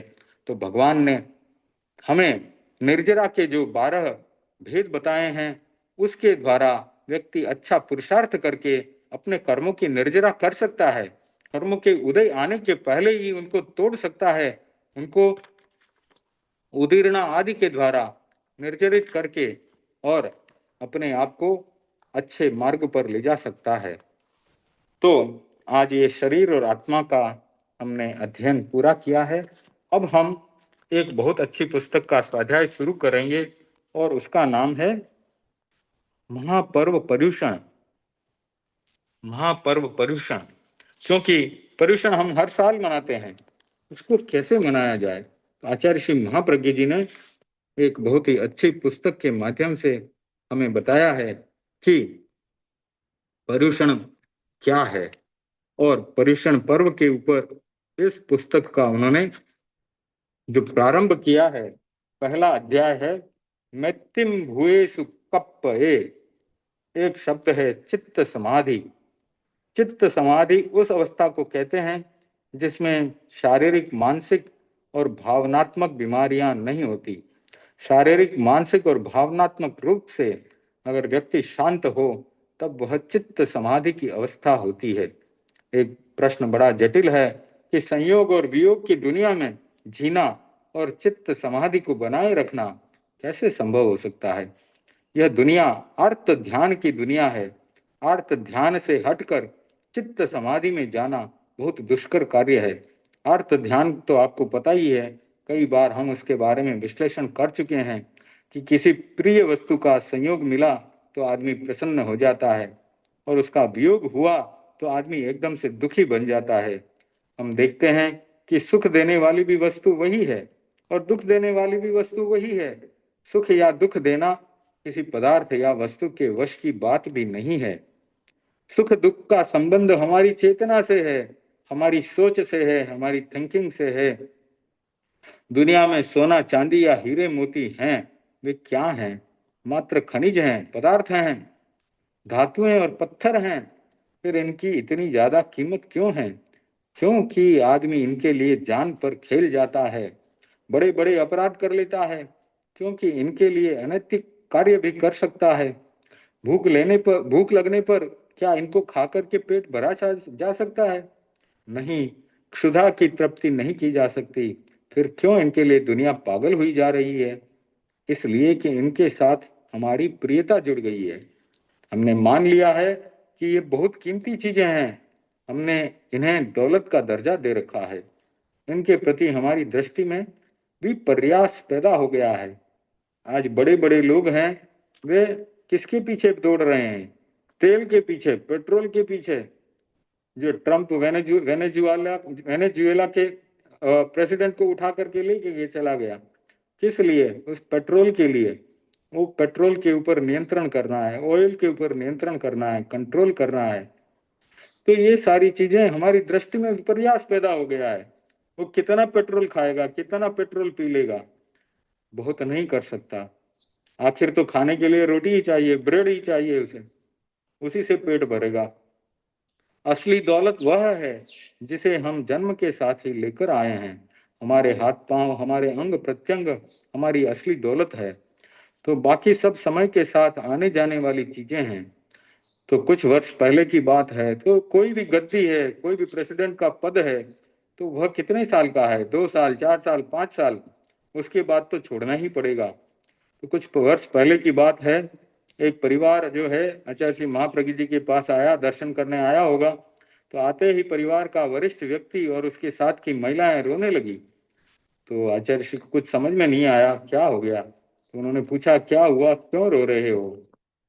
तो उन्होंने कहा, हम परिवार के लिए 6 व्यक्ति आ रहे थे दर्शन करने के लिए। तो मेरठ के पास एक कुछ लुटेरों ने हमारी गाड़ी को रोक करके हमें लूट लिया।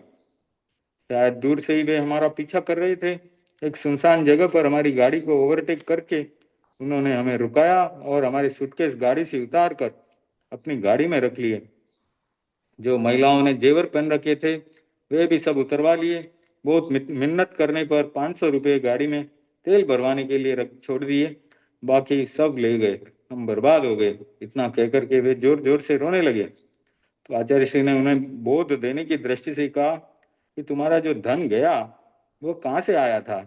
क्या तुम जन्म के समय अपने साथ लेकर के आए थे? तो वे इस प्रश्न पर थोड़ा झिझके पर कहा, नहीं, अधिकांश रूप में तो वह हमारे पिताजी और दादाजी से विरासत में मिला था, और कुछ हमने भी कमा करके उसमें जोड़ा था। तो आचार्य श्री ने कहा, तो फिर से कमा सकते हो, क्योंकि हाथ पैर के रूप में तुम्हारी मूल पूंजी तो अभी भी सुरक्षित है। जो चीज शाश्वत नहीं है जिसे तुम अपने साथ लेकर इस दुनिया में नहीं आए थे, उसके लिए आत्म ध्यान करना ठीक नहीं है। जीवन में अनुकूल और प्रतिकूल परिस्थितियां आती रहती है। समझदार और विवेकी लोग उनका सामना करते हैं। प्रतिकूल परिस्थितियों में वे लोग रोते चीखते नहीं हैं। जिन्हें वास्तविकता का ज्ञान नहीं है, मेरी बात से उनको थोड़ा संबल मिला, तो आचार्य श्री की बातों से उनको संबल मिला। जो थोड़ी देर पहले हताश थे, अब उनके चेहरे बदल गए। तो दुनिया की प्रकृति ही ऐसी है कि संयोग और वियोग का ये क्रम चलता रहता है। तो इसमें रोने की कोई जरूरत नहीं है। दो परमाणु स्कंदों का मिलन होता है तो कुछ बनता है, वियोग होता है तो यह अवस्था बदल जाती है। अगर हम संयोग और वियोग के स्वरूप को समझ लें तो हमारे जीवन में दुख या असमाधि के क्षण कम आएंगे तथा सुख और समाधि के क्षण ज्यादा आएंगे। परिवर्तन के प्राकृतिक नियमों को न जानने के कारण ही हम बार बार समाधि और असमाधि के झूले में झूलते रहते हैं। तत्व ज्ञान का मतलब ही यही है कि हम सच्चाई और वास्तविकता को समझ लें। सत्य को समझने के बाद आदमी सुख दुख से परे की अवस्था में चला जाता है। उसके सामने सिर्फ नियम होता है, सुख दुख की बात नहीं होती। और जो नियम को नहीं जानता, उसके सामने सुख दुख की बातें आती रहती हैं। भगवान महावीर का आप्त वचन है, अपना सच में से जा मैत्तिम भूएसु कप्पये। तो हम अनुप्रेक्षा करते हैं, इसकी ध्यान में 3 बार रिपीट करते हैं, क्योंकि ये भगवान महावीर की वाणी है। उनका आप्त वचन है कि सबके साथ मैत्री करो। लेकिन सबके साथ मैत्री कौन कर सकता है? जो सत्य से संपन्न है। किसी लिए लिखा अपना सच में से जा, तो पहले सत्य की बात की, फिर मैत्रिम भूएसु कप्पये, फिर सबके साथ मैत्री करने की बात की। जिसने सत्य को जानने का प्रयत्न किया है, सत्य को समझा है, जो सत्य को नहीं जानता वो एक क्षण में मैत्री करता है तो दूसरे क्षण में लड़ाई कर लेता है। और लड़ाई भी ऐसी कि तलवार उठा लेता है। यह है स्वार्थपूर्ण मैत्री, यह स्थायी नहीं होती। ठगाई करने वाले लोग इस तरह की मैत्री करने में बड़े चतुर होते हैं। आपने ट्रेन में घटनाएं सुनी होंगी कि कई घटनाएं ऐसी सुनने में आती है कि कुछ लोग बस या ट्रेन में बैठते हैं और बगल की सीट वाले को मित्र बना लेते हैं। लच्छेदार बातों का जाल बुनकर उसको अपने प्रभाव में ले लेते हैं। बातों ही बातों में चाय बिस्कुट या कोल्ड ड्रिंक्स का आदान प्रदान हो जाता है। और जब मंजिल पर बस या ट्रेन पहुंचती है तो मित्र बनाने वाला तो भाग जाता है और मित्र बनने वाला सब कुछ खो करके अपनी सीट पर बेहोश पड़ा मिलता है। एक आदमी ने बाजार में दूसरे आदमी से हाथ मिलाया और बोला, क्या मुझे पहचाना नहीं? मेरे पिताजी आपके दुकान पर कितनी बार आते हैं और मैं भी अपने पिताजी के साथ आपकी दुकान पर बहुत बार आया हूँ। मेरे पिताजी ने तो जैसे संकल्प ले रखा है, नियम ले रखा है कि आपकी दुकान के सिवा और किसी की दुकान पर नहीं जाते हैं। आज मुझसे एक छोटी सी गफलत हो गई, गलती हो गई। मैं बाजार के लिए निकला था, लेकिन पर्स लेकर के नहीं निकला। मेरी जेब में पर्स नहीं है, पर्स घर पर भूल आया, कमरे में ही छोड़ आया। मुझे कुछ 1000 रुपयों की जरूरत है, अगर आप दे दो तो मैं घर पहुंच करके आपको वापस भिजवा दूंगा। अच्छा हुआ आप मिल गए, नहीं तो मेरे लिए बड़ी मुश्किल खड़ी हो जाती। अब दूसरा आदमी उसको पहचानता नहीं था, ये जबरदस्ती गले पड़ रहा था। तो अब दूसरे आदमी ने, वह भी होशियार था, चतुर था, तो उसने क्या कहा? उसने कहा, कोई बात नहीं है, यहाँ से 10-10 मिनट में बस जाती है, तुम तुरंत एक बस पकड़ो और अगर कंडक्टर कोई टिकट मांगे तो उसको मेरा नाम बता देना। सब कंडक्टर यहाँ मेरे से परिचित हैं, तो वह जाते समय का आपसे किराया नहीं लेगा। घर पहुंच जाओ और अपना पर्स लेकर के वापस आ जाओ, वो उसको कंडक्टर को टिकट के पैसे मैं दे दूंगा, उनकी तुम चिंता मत करना। तो अब देखिए, वो होशियार था तो बच गया, नहीं तो 1000-2000 रुपया वो लेकर के भाग जाता था। तो मिथ्यावाद, झूठ कहाँ कहाँ नहीं चलता। झूठ बोलना और अपना काम निकालना जैसे आदमी का स्वभाव बन गया है। कुछ लोगों को तो मृषावाद का जैसे शौक हो गया है। कठिनाई, परेशानी, मुसीबत में पड़कर कुछ लोग झूठ और असत्य का सहारा ले लेते हैं। लेकिन आज तो आदमी का यह शौक हो गया है, झूठ बोलते हैं, मजाक मस्ती में भी झूठ बोलते हैं, दुख और परेशानी उठाते हैं और फिर झूठ बोलते हैं। पहले सत्य को समझो, दुनिया के नियमों को देखो, सत्य का मतलब ही है नियम। आचार्य से लिखते हैं कि उन्होंने इस पर गहरा अध्ययन किया। हमारी दुनिया में दो प्रकार के नियम होते हैं, एक है सामयिक नियम और एक है शाश्वत नियम। कुछ नियम एक निश्चित समय के लिए होते हैं, लेकिन कुछ नियम त्रैकालिक होते हैं। अकृत नियमों के लिए जैन दर्शन का एक सुंदर शब्द है, पारिणामिक भाव। स्थूल नियमों की बात छोड़ें, जगत का परिणमन तो हर क्षण हो रहा है, यानी यह संसार हर समय बदल रहा है। जैन दर्शन की भाषा में इसे अर्थ पर्याय कहा जाता है। परिवर्तन तो हर क्षण हो रहा है। परिणमन यानी कि ट्रांसफॉर्मेशन, परिणमन का कभी ट्रांसफॉर्मेशन नहीं होता, वह तो सहज हो रहा है, कोई कर नहीं रहा है, स्वाभाविक रूप से हो रहा है। इस परिवर्तन को न तो कोई वैज्ञानिक रोक सकता है और न कोई दृश्य अदृश्य शक्ति रोक सकती है। स्वाभाविक के अतिरिक्त एक दूसरा शब्द है वैभाविक। इस वैभाविक परिणमन को इस वैभाविक परिणमन में परिवर्तन किया जा सकता है। स्वाभाविक परिवर्तन को तो परम सत्ता भी नहीं रोक सकती। चित्त समाधि के लिए हम परिणमन के सिद्धांत को भी समझें, स्वाभाविक और वैभाविक परिणमन को समझें। जो स्वभाव से बदल रहा है और जो विभाव से बदल रहा है, उसको समझना है। कोई तो प्रयत्न पूर्वक बदला जा सकता है, कोई अपने आप बदल रहा है स्वभाव से। तो वह परिणमन जो अशुद्ध भावों के द्वारा हो रहा है, उस परिणमन को बदल सकें तो चित्त समाधि रहेगी। इसे बदले बिना चित्त समाधि नहीं होगी। पश्चिम में आजकल दो शब्द चलते हैं, बीइंग एंड डूइंग। बीइंग मतलब होना, डूइंग मतलब करना। कहा जाता है कि बीइंग में ज्यादा से ज्यादा रहो, डूइंग में मत रहो। मेरा मत यह है कि ज्यादा स्वाभाविक परिणमन में रहने से काम नहीं चलेगा। हमें अपने पुरुषार्थ के द्वारा बदलना चाहिए। तो पुरुषार्थ करना पड़ेगा अपने भावों को बदलने के लिए। तो पाश्चात्य सभ्यता कहती है कि डूइंग में मत रहो, पर हम कहते हैं कि डूइंग से ही बदलाव लाना पड़ेगा। चित्त समाधि के बाधक तत्वों को हम बदल सकते हैं, यानी बुरे विचारों को अच्छे विचारों में बदलना पड़ेगा। चित्त समाधि के साधक तत्वों का विकास कर सकते हैं, असमाधि से समाधि की स्थिति में आ सकते हैं। यह मानना जरूरी नहीं कि असमाधि हमारे भाग्य में लिखी हुई है। लिखी भी होती तो भाग्य को भी पुरुषार्थ के द्वारा बदला जा सकता है। कोई विधाता भाग्य का लेख नहीं लिखता, अपनी आत्मा ही करता है और आत्मा ही भोगता है। कोई विधाता नहीं कर रहा, हम स्वयं हैं करने वाले। किसी दूसरी तीसरी शक्ति का कोई हस्तक्षेप नहीं है। स्वयं का कल्याण स्वयं को करना पड़ेगा। बाकी सब तो निमित्त हैं, गुरु भी निमित्त हैं। वो हमें अच्छा पाठ पढ़ाते हैं, अच्छी शिक्षा देते हैं, वे निमित्त हैं। तो प्रयत्न हो चित्त समाधि के लिए। हम सत्य को समझने का प्रयत्न करें, सत्य को समझने का प्रयत्न करेंगे तो चित्त समाधि रहेगी, मैत्री रहेगी। सत्य को समझ लेंगे तो प्रियता अप्रियता के भंवर जाल में नहीं फंसेंगे। बार बार सुख या दुख का संवेदन भी नहीं होगा। साधना के द्वारा हम तटस्थता की स्थिति में पहुंच सकते हैं। फिर जो कुछ भी आपके आसपास घटेगा, उसे आप साक्षी भाव से देखेंगे, उसमें लिप्त नहीं होंगे, उससे प्रभावित नहीं होंगे। चित्त समाधि की स्थिति में प्रिय वस्तु मिलने पर बहुत ज्यादा हर्ष नहीं करते, उसकी पार्टी नहीं मनाते, और अप्रिय के मिलने पर दुखी नहीं होते, विषाद नहीं होता है। वह हमेशा समभाव की स्थिति में रहता है। लेकिन यह काम बहुत कठिन है।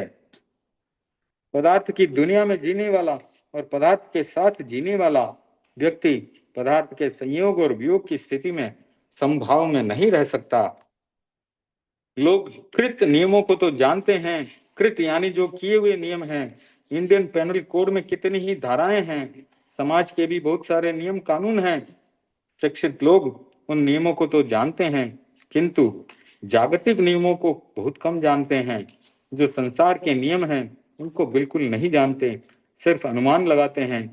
भूचाल क्यों आता है, भूकंप क्यों आता है, सुनामी क्यों आती है, भूगोल और पर्यावरण के वेत्ता इस पर अपनी अपनी सम्मति तो देते हैं, किंतु इन्हें रोक पाना किसी के बस की बात नहीं है।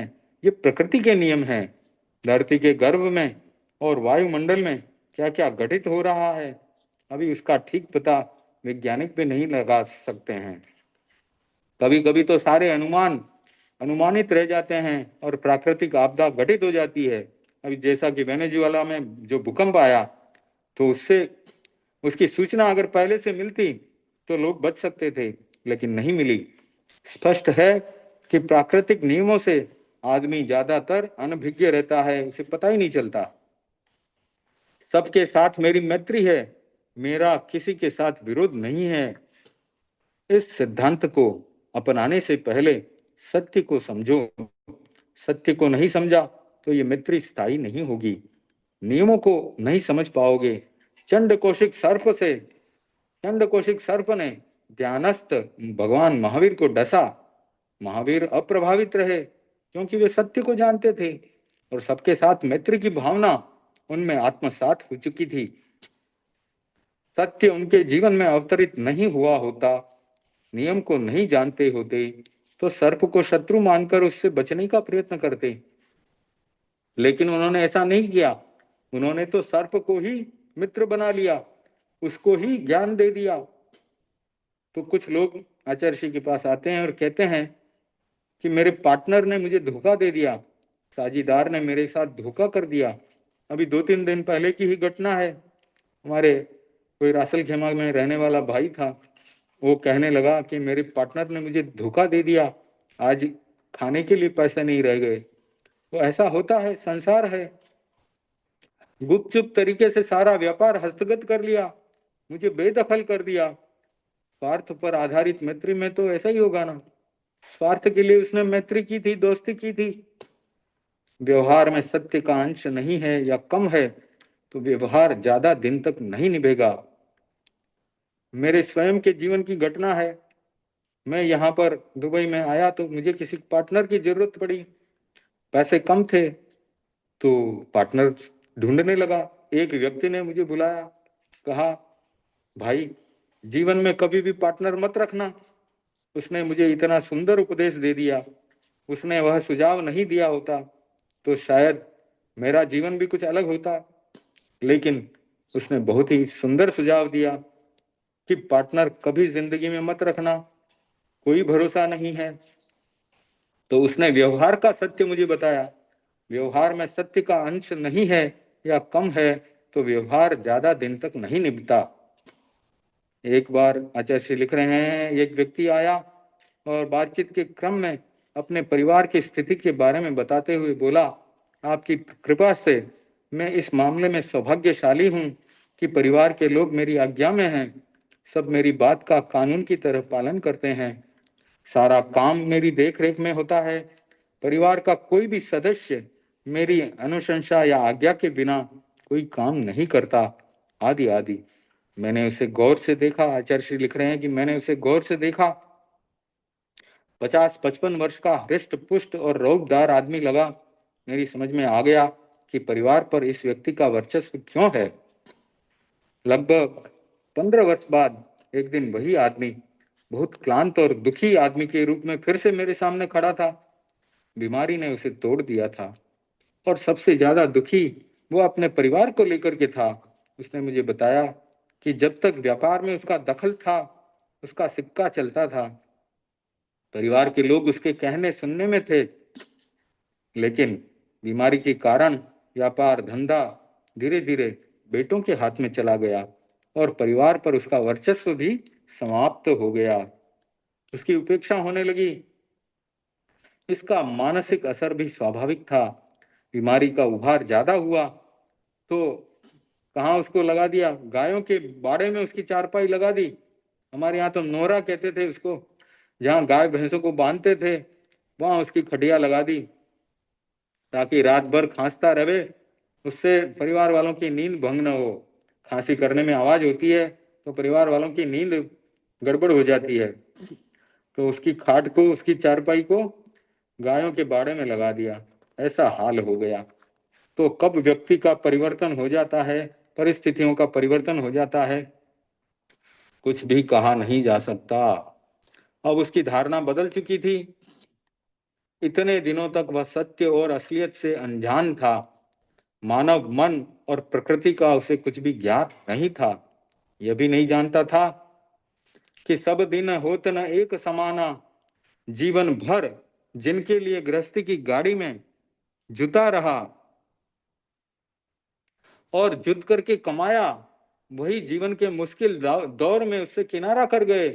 यानी क्लोज रिलेटिव्स, बाकी दूसरों की बात छोड़ दें, बेटा पोता और उनकी बहुएं वगैरह, उन्होंने उसे कहाँ छोड़ दिया?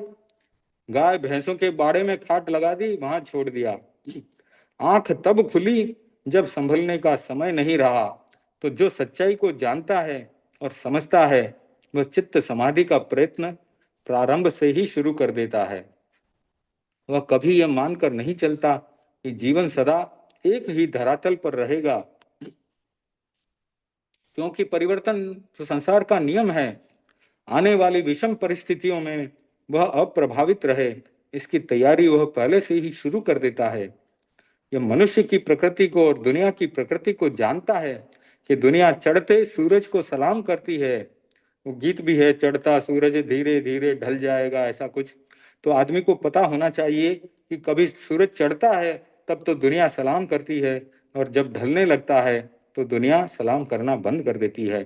तो आदमी अपने ही परिवार के लिए भार बन जाता है जब वह स्वार्थ पूर्ति में सहायक नहीं बनता। जो कभी उपहार था वह भार बन गया। औरों की तो बात छोड़िए, पत्नी भी ऊब जाती है। चित्त समाधि अगर प्राप्त करनी है तो हमें दुनिया की सच्चाइयों को भी समझना होगा, व्यवहार की सच्चाइयों को भी समझना होगा। फिर परिवार के लोगों से उपेक्षित होने पर भी यह सोचकर दुखी नहीं बनेंगे कि यह तो दुनिया का नियम है, अब मेरे पास कोई क्यों आएगा, क्योंकि मेरे पास अब देने के लिए कुछ नहीं है, क्योंकि अब मैं किसी को देने की स्थिति में नहीं हूं। तो यह परिवर्तन जो है प्रकृति का नियम है। थोड़ा सा पाठ बचा है, इसे संपन्न कर लेते हैं। परिवर्तन प्रकृति का नियम है, ऐसे में कोई यह क्यों समझे कि मैं सदा एक जैसा रहूंगा। इसलिए सत्य का संबोध प्राप्त करने का प्रयत्न होना चाहिए। नियम को जानने वाला बड़ी से बड़ी समस्या को झेल लेता है, उसे सुलझा भी लेता है। ध्यान रहे कि समस्या और दुख एक नहीं है। समस्या आए तो उससे पुरुषार्थ से सुलझाएं, दुखी न बने। समस्या सबके सामने आती है, मेरे सामने भी आई तो कौन सी नई बात है। मैं उसका सामना करूंगा, उसे सुलझाऊंगा, लेकिन दुखी नहीं बनूंगा। मेरी जीवन का यह सूत्र बना ले तो आर्त ध्यान की स्थिति से हमेशा बचे रहेंगे। समस्या को चित्त या मन में बसा लिया गया तो समझें कि अब जीवन का अंधियारा पक्ष शुरू हो गया। फिर आप कभी सामान्य जीवन, चित्त समाधि का जीवन नहीं जी सकेंगे। वास्तव में देखें तो दुख जैसा कुछ भी नहीं होता। यह सुख दुख तो हमारी अपनी ही बनाई हुई धारणा है। यह धारणा या स्मृति ही हमें दुखी बनाए रखती है। उससे परे जाने की कला आप सीख लें तो दुख का वेदन कभी नहीं होगा। जहां तक हो सके अपने मिथ्यात्व को दूर करें, दृष्टिकोण को सम्यक और सकारात्मक बनाएं। पॉजिटिव दृष्टिकोण होना चाहिए। दृष्टिकोण सही बन गया तो फिर आपके लिए न कोई समस्या रहेगी और न कभी चित्त समाधि भी भंग होगी। तो आज हमने पहला चैप्टर पढ़ लिया इस पुस्तक से। तो इस पुस्तक की आज शुरुआत हो गई है, शुभारंभ हो गया है। आगे से आगे पढ़ते चले जाएंगे। आप सबको जुड़ने के लिए बहुत बहुत धन्यवाद। अब परम पूज्य गुरुदेव की कृपा से, की आज्ञा से सुने मंगल पाठ। ओम ह्रीं नमो अर्हन्ताणम्, ओम ह्रीं नमो सिद्धाणम्, ओम ह्रीं नमो आयर्याणम्, ओम ह्रीं नमो वच्छायाणम्, ओम ह्रीं नमो लोई सब्बसाहुणम्। ऐसो पंचनमुक्कारो सब्ब पापपणासनो, मंगलाणं च सब्बेसिं परमं हवै मंगलम्। चत्तारि मंगलम् अहंता मंगलम्, सिद्धा मंगलम्, साहु मंगलम्, केवली पणक्तो धम्मो मंगलम्। चत्तारि लोगुत्तमा, अरहंता लोगुत्तमा, सिद्धा लोगुत्तमा, साहु लोगुत्तमा, केवली पणक्तो धम्मो लोगुत्तमो। चत्तारि शरणं प्रवज्जामि, अरहन्ते शरणं प्रवज्जामि, सिद्धे शरणं प्रवज्जामि, साहु शरणं प्रवज्जामि, केवली पणक्तं धम्मं शरणं प्रवज्जामि। धम्मो मंगलमुत्तिष्ठम्, अहिंसा संयमो तवो, देवावितं नमन्सन्ति, जस्य धम्मे सयामणो चैत्ता भारहं वासं चक्रवर्ती महद्यो संति संति करे लोये तत्तो गई मणुत्तरम देवदानव गंधर्वा जख रक्षस किन्नरा बंभयारिं नमन संति दुक्करम जय करंति तम सर्वमंगल मंगल्यम सर्वकल्याण कारणम प्रधानम सर्वधर्माणम जैनम जयति शासनम मंगलम भगवान वीरो मंगलम गौतमो गणि मंगलम स्थूलिभद्राध्या जैन धर्मोस्तु मंगलम मंगलम मतिमान भिक्षु मंगलम भारमल्लक मंगलम राय चंद्राध्या मंगलम तुलसी गुरु महाप्रज्ञोस्तु मंगलम तेरा पंथोस्तु मंगलम महाश्रमणोस्तु मंगलम विघ्नहरण मंगल करण स्वाम भिक्षुनो नाम गुण ओळख सुमरण किया सरे अचिंत्या काम विघ्नहरण मंगल करण स्वाम भिक्षुनो नाम गुण ओळख सुमरण किया सरे अचिंत्या काम विघ्नहरण मंगल करण स्वाम भिक्षुनो नाम गुण ओळख सुमरण किया सरे अचिंत्या काम सरे अचिंत्या काम सरे अचिंत्या काम अंगूठे अमृत बसे लब्धि तना भंडार श्री गुरु गौतम सुमरिये मन वांछित फल दातार मन वांछित फल दातार वसग्गहरम पासम पासम वंदामि कम्म गणमुक्कम विषहर विष निन्नासम मंगल कल्याण आवासम विषहर पुल्लिंग ममतम कंठे धारई जय सिया मनुओ तस् घरोग मारी दुठ जरा जंति उपसामम चिट्ठव दूरे मंतो तुझ प्रणामो वि बहुफलो होई नर तिरियेसु विजीवा पावंति न दुख दोहुगम तुह सम्मत्ते लद्धे चिंतामणि कप्प पाय बब्बहिये पावंति अविज्ञेणम जीवायरामरम ठाणम इह संथुओ महायश भक्ति भर निब्बरेण हियेण ता देव दिज्य बोहिं भवे भवे पास जड़चंद भवे भवे पास जड़चंद ओम अरहम। Thank you for joining today. हम सब परम पूज्य गुरुदेव के बहुत बहुत आभारी हैं। सबको सादर जय जिनेन्द्र, जय जिनेन्द्र, उमा बहन, भारती बहन, जय जिनेन्द्र जी, जय जिनेन्द्र, राकेश जी जय जिनेन्द्र। हाँ देव गुरु कृपा से जय जिनेन्द्र साहब। आज की मीटिंग संपन्न करते हैं। ओम अरहम।